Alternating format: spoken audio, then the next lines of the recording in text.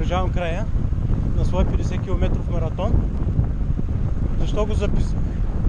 Записах го, за да покажа на хората, че има един по-добър и по-здравословен начин на живот.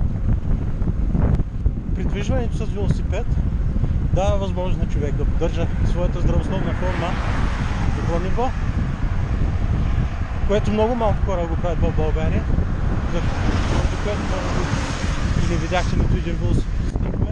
Видяхме много коли, някои от тях много скъпи, с лесно много отчаяеми полицейски номера, но велосипедисти не. Аз го правя вече трети месец, чувствам се добре, ще продължа да го правя и ви призовавам и вие да направите това, което е възможно. По този начин може да бъдете в ущърб само на лошата здравна система, до голяма степен корумпирана.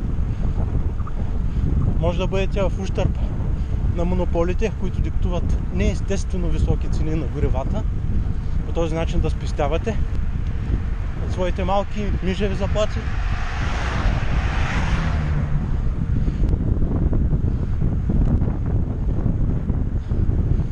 По този начин можем да съхраним чистотата и екологията на страната, като призовавам да не се изхвърлят боклуци през прозорците и от други такива места, да бъдат изхвърлени само на предназначените за това контейнери, а не да се правят еднократни акции по почистването на страната. И повярвайте ми, наистина ще се почувствате по-добре.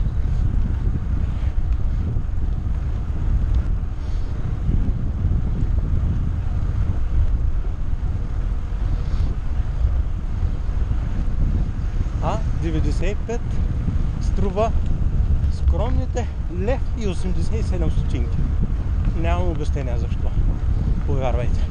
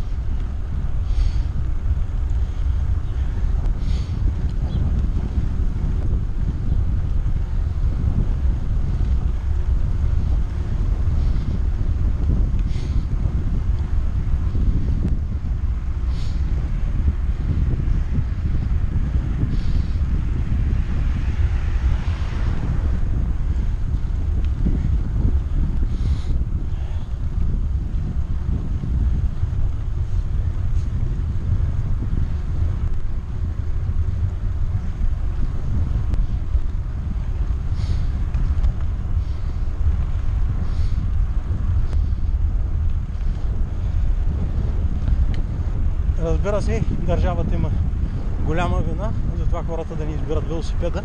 Както виждате, никаква инфраструктура за велосипедисти. Никаква.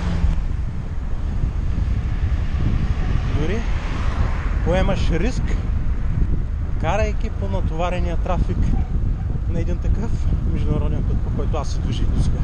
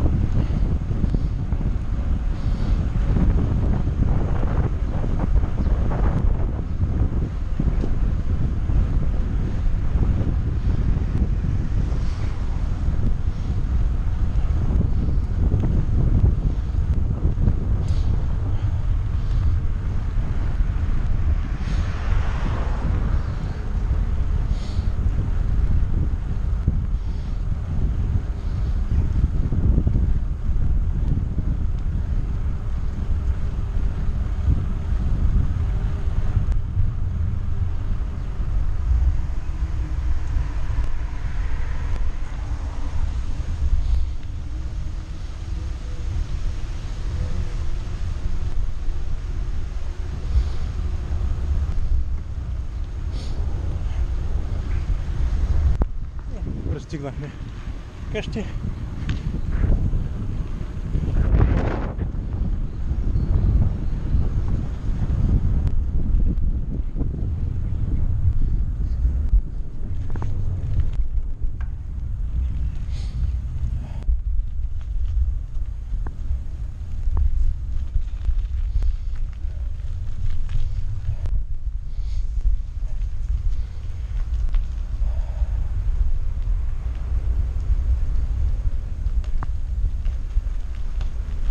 Утре продължаваме по същия маршрут.